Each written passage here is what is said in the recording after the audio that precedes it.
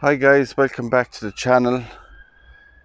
So today I'm here in this beautiful Victorian cemetery in Dublin, and let's have a walk around and look at some interesting memorials.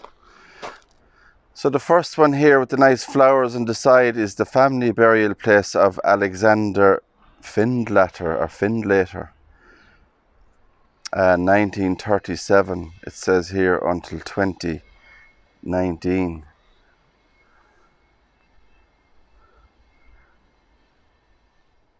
So the family, I believe, are very wealthy here in the Dublin area. Merchants. And there's a number of family names on the side, starting from 1841 all the way up to 2019. So there's a lot of family buried there. And you can see the wealth in this cemetery. All those Victorian monuments and graves. People really went all out, no expense was spared.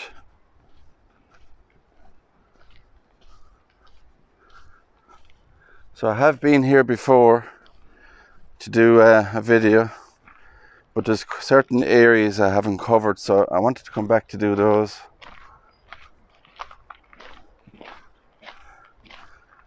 And if you stick with me on this video, there's a very interesting grave I'm going to go and have a look for as well, connected to Audrey Hepburn, the famous actress, believe it or not, here in Dublin. So this says here the Reverend Richard Dillon, I think.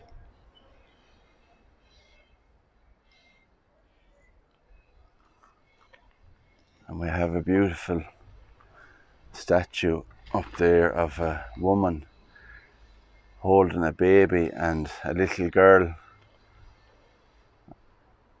standing underneath her there as well. So just in here then we have erected to the memory of Mrs. Martha Maria McGee, who died the 22nd of June 1846, by her executors, Reverend Richard Dill James Fleming Esquire. So they're the executors of her will.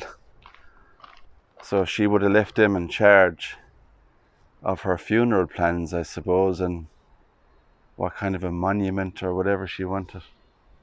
So the face on the statue here has gone all black on it there. So you can imagine that's from the weather that done that after so many years.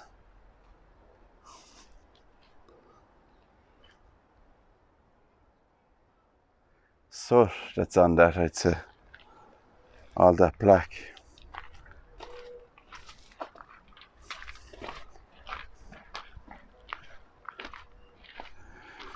So it's a very large cemetery here in Dublin.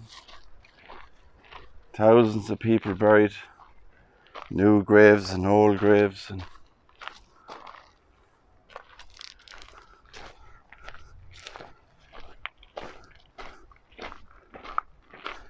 people get cremated here as well. There's a crematorium here. Nice angel here in memory of John Freeman, who died in 1901, aged 42, and his wife Alice Isabella, she died in 1944.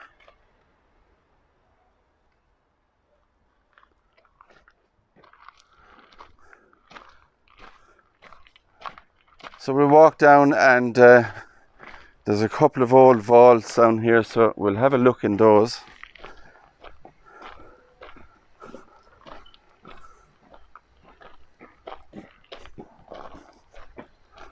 We'll go to this one first. And I've just seen on the side here, it said, in this vault lie the dear and honoured remains of Catherine Anne.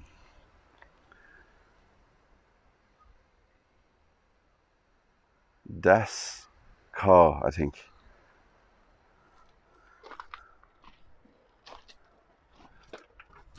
And up above it then it says the vault, family vault of the Right Honourable William Brooke, whose remains lie within. He was born in 1706 and died August 1881. So let's have a look in and see what's in here. So there's those coffins, look at that. There's one on the left. And there's just one down there in the corner on the right. So there's only 2 coffins in there and a load of names that's on the plaque. And I'm sure people are going to be asking me, how come there's only 2 coffins in there? And unfortunately, down beside it then we have all this rubbish. Look at all these beer cans. So I don't know, maybe, I don't really know the layout of the vaults here, but there could be another kind of area underneath the vault. Might be more coffins under there. I'm sure, you know, there's more than 2 people buried there.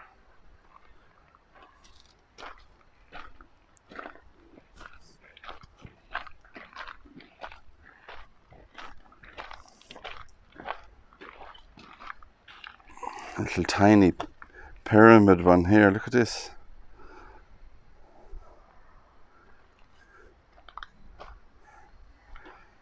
So this here, it says, sacred to the memory of William John Napier, eldest and beloved son of Sir Joseph and Lady Napier, who was born in 1837 and died in 1874. His short and useful life was adorned by his gentle goodness and active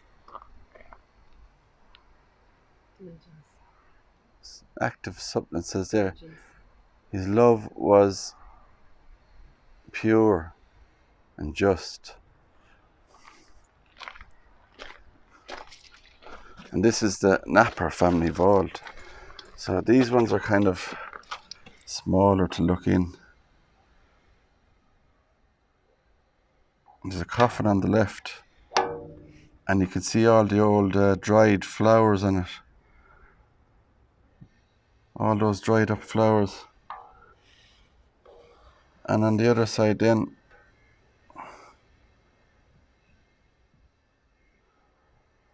I have that coffin there.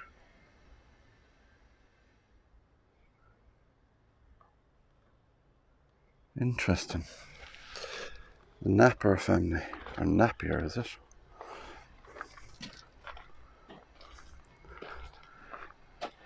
And on this one we have Isabella Marion, widow of Gervais Henry Bush, Esquire, and eldest daughter of the late Arthur Usher, Esquire, born in 1828 and died at Florence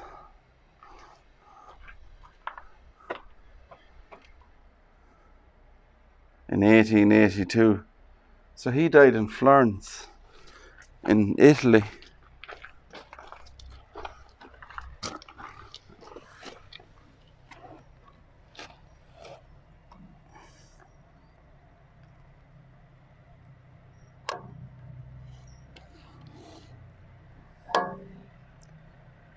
It's kind of hard to see. You can see a coffin, it's just actually right there. Look at that. Look at that coffin. So you couldn't, it's so close you could nearly touch the coffin. It's right up to the door. A tight squeeze in there when they were putting the body in there. Another coffin down there, seems to be older. Wouldn't be as good as condition as some of them, I suppose. See all the old flowers on top.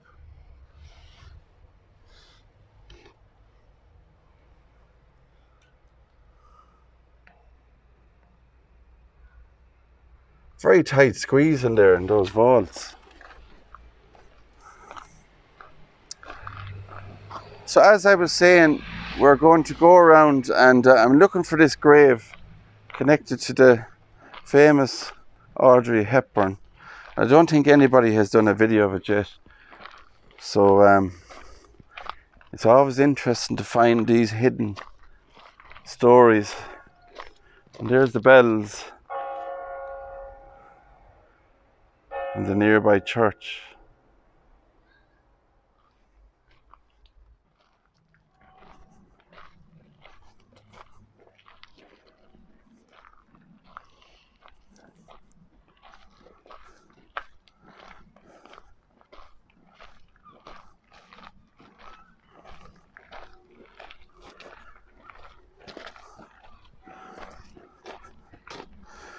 So this is unusual. Look at this one. Look at that. The structure of this. So I want to be careful. I'm going to walk to the side. So this big iron front on it here. So I'm going to have a look inside and see what we can see.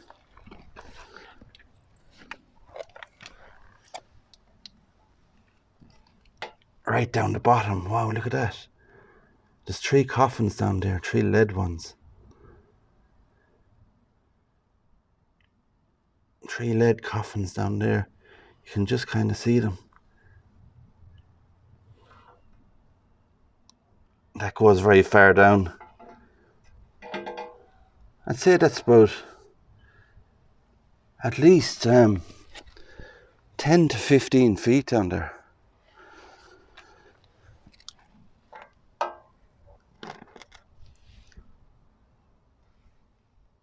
And there's bones down there as well. Remains kind of scattered around the area.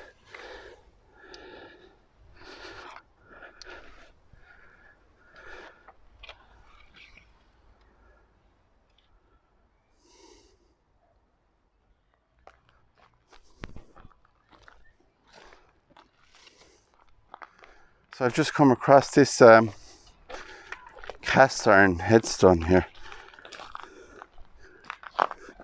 And I haven't seen many in this cemetery. I think only this, if any at all. So, sacred to the memory of Mary, the beloved wife of Richard Strong, bookseller, Brunswick, who departed this life the 28th of July 1867, aged 60. Also the above named Richard Strong, who died 1876, aged 74. Son of the late John Strong, Esquire. So it just says there as well, merchant of this city and grandson of the late Richard Strong. So there we have merchants and a bookseller. Very nice grave. So it just goes to show that these were merchants and booksellers, so they would have been wealthy back in the 1800s, but they just went for a simple cast iron headstone. And when you look at all, and they're buried here amongst all the other kind of, normal looking headstones, and the rest of the merchants all over there are in these very elaborate mausoleums. So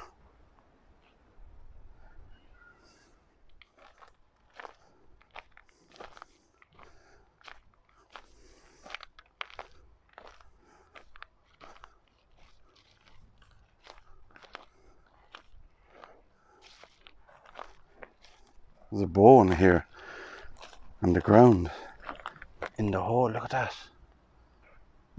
I wonder, is that an animal or a human? It looks like a human. It's hard to know. Let me know in the comments. I did see a fox here earlier. So foxes could be digging bones up here from graves and stuff. There's a marker on this one, the number 194. So that's marking the number of the plot in the cemetery. It's a real old one. So guys, I'm going to go now, and you can come along with me. We're going to go and try and find this grave I was talking about at the start of the video that's connected to Audrey Hepburn.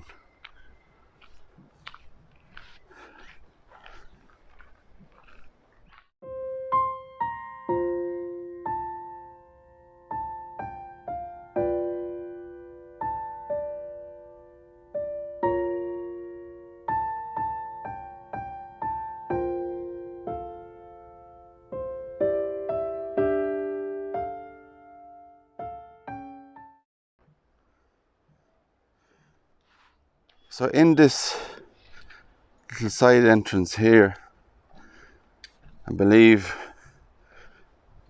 is the grave that we're looking for.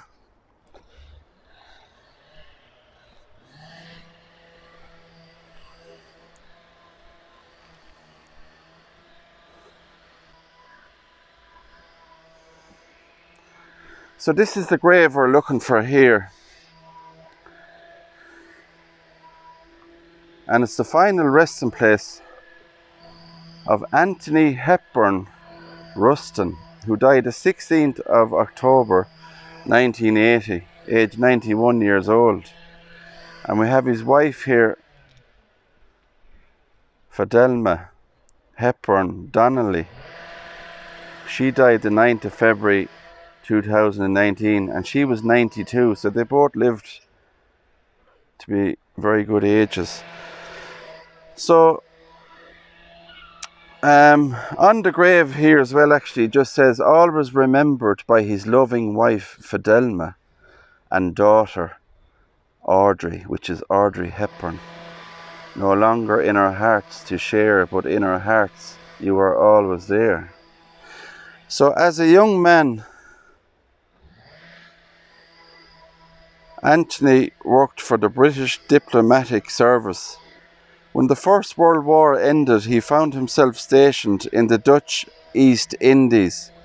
And in 1926, he had found work with tin merchants, Maclean, Watson and Company, and he managed to get a transfer to London.